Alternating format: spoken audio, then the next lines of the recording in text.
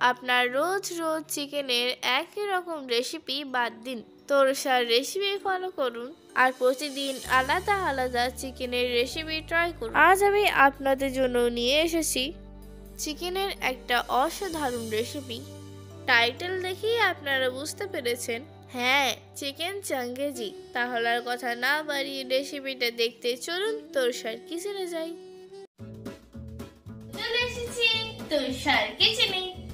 Hello friends, welcome back to my channel cook with baby Torsa, and it's me Torsa.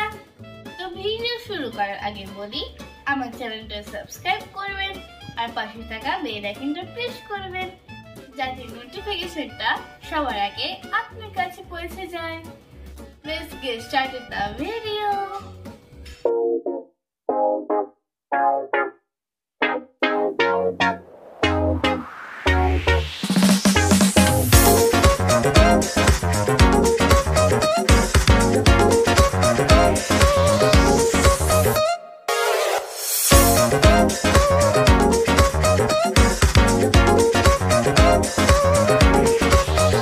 চিকেনটা ধুয়ে পরিষ্কার করে নিয়েছি, এখন এটা ম্যারিনেট করব।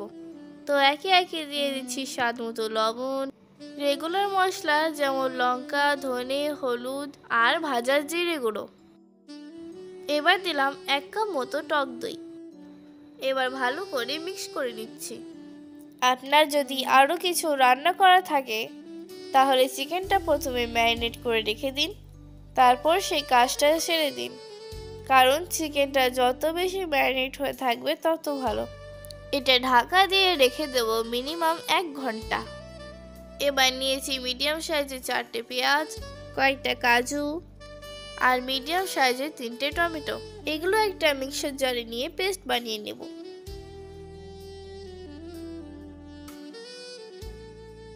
তো পেস্ট বানানো হয়ে গেছে, এখন কড়াইতে দিলাম সাদা তেল। এবার ম্যারিনেট করা চিকেনগুলো ভেজে নিচ্ছি। খুব বেশি তেল দেওয়ার প্রয়োজন নেই, চিকেনটা রান্না করতে যতটা তেল দরকার হবে ততটাই দিন। চিকেন ভাজতে বেশি তেল লাগে না। হাই হিটে উল্টে পাল্টে ভেজে নেব। বাই দ্য ওয়ে, এখনো পর্যন্ত যা আমার চ্যানেলটা সাবস্ক্রাইব করেনি প্লিজ সাবস্ক্রাইব করে নেবেন। আর যারা ফেসবুক থেকে দেখছেন তারা পেজটাকে ফলো করবেন, আর যারা আগে থেকে করে রেখেছেন তাদেরকে অনেক অনেক ধন্যবাদ। আমি সবসময় চেষ্টা করি সহজ সরল রেসিপিগুলো আপনাদের সঙ্গে শেয়ার করতে, যাতে আপনাদের সময় ও পরিশ্রম দুটোই কম লাগে।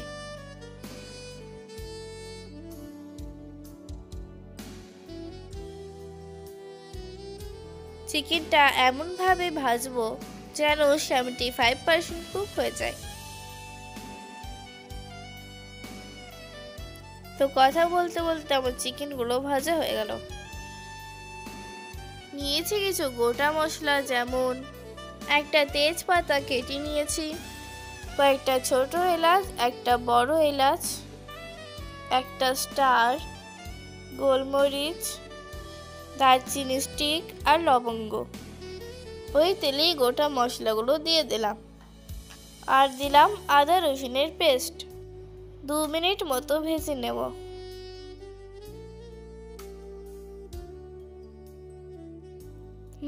আদা রসুনের কাঁচা গন্ধটা চলে গিয়ে সুন্দর একটা সুগন্ধ বেরোচ্ছে। এখন দিয়ে দিলাম পেঁয়াজ, কাজু ও টমেটোর পেস্টটা, আর জারটা ধুয়ে একটু জলও দিয়ে দিলাম। এবার এটা কিছুক্ষণ কষিয়ে নেব।